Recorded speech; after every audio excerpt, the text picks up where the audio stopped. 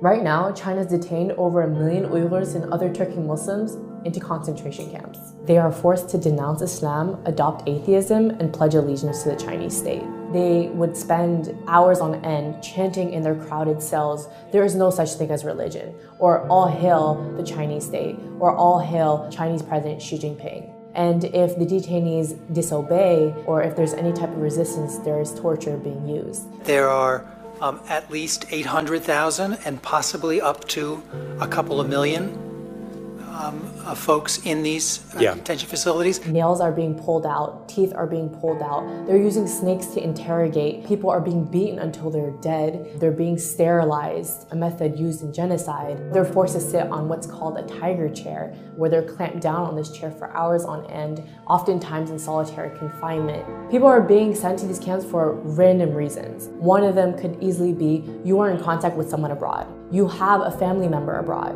You engage in religion. So if you pray, if you mention the word God in your speech, if you fast, any type of indication that you are practicing religion, that is enough for you to be sent to the camps. And thousands of people have actually been transferred from these camps to prisons. One of my relatives in early 2017 got put inside one of these camps. Last November, he came out dead. One of my relatives got sent to a camp because he went to the United States to attend my cousin's wedding in 2014. Last August, he got sentenced to 15 years of prison. Many of my relatives, we don't know if they're alive or dead.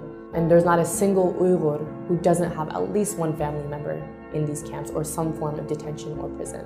The worst part is when someone dies, their bodies are not taken to their families, but rather their bodies are cremated. And that's another way for China to hide the evidence of bodies coming out of these camps. And it doesn't give us a clear idea of how many people are dying. All of this stuff is happening in secret. The children of these detainees have been sent to state-run orphanages and boarding schools where they are taught to hate their own religion, identity, and are forced to speak Chinese, are subject to abuse and torture. The parents don't know where their kids are. Most towns and villages in East Turkestan are almost empty. Around 70 to 80% of the civilians are all gone. You walk through the street and it's eerily silent because most people are in some form of detention or prison. Schools and factories are now being transformed into these concentration camps. The entire nation of East Turkestan has essentially become a dungeon for its people because China monitors their every action, even in the homes. So there are millions of Han government cadres who are living in Uyghur homes to make sure they're not engaging in religion and to assess their political views. Practicing Islam is completely banned.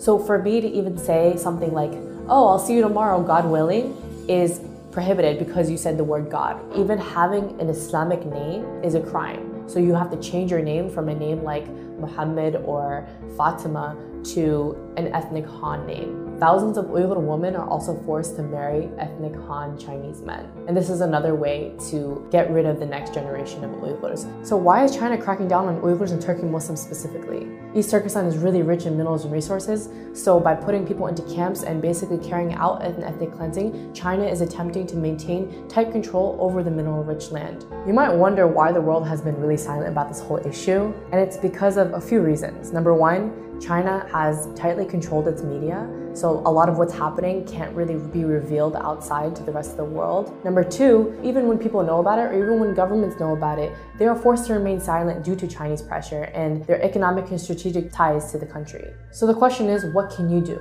What we need you to do is raise awareness, because right now, most of the world has no idea that this is happening. Pressure your government leaders to acknowledge China's occupation of East Turkestan and its systematic campaign to wipe out the Uyghurs and other people of East Turkestan. Support your local Uyghur communities. They're in dire need of international support. Come out to their protests. Organize protests in front of Chinese embassies and bodies that can actually take action to challenge China's ethnic cleansing of the Uyghurs.